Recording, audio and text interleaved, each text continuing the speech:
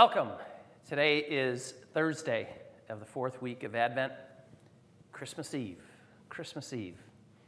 As I began to kind of reflect and think a little bit about just this entire Advent journey and just all the days leading up to today and tomorrow and this beautiful celebration that's before us, I started to think, believe it or not, just about a little candle and the light that that little candle gives off.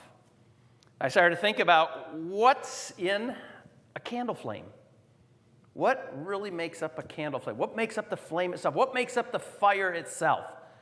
I did a little bit of research, and back in the 17th century, a scientist by the name of Michael Faraday, he studied the physical phenomenon of a candle.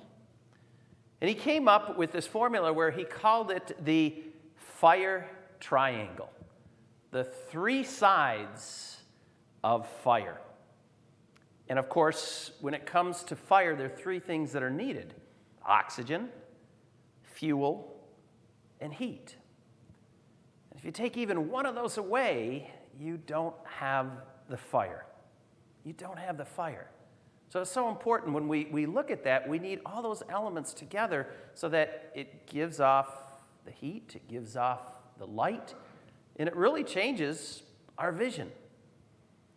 Well, my brothers and sisters, as we come to this day of celebrating the incarnation, where our God humbled himself to become one of us, we always talk about how he brought light into our darkness, and it changed our vision. And you think about yourself in a dark room, and when you light up that candle, it takes a second, it takes a little bit, but then all of a sudden, you begin to see so many things that are around you. And I hope as you are going through these days, and we've had so much darkness, I think, throughout this past year, that you embrace the light that is our Lord. And maybe you think a little bit more about how that changes your vision.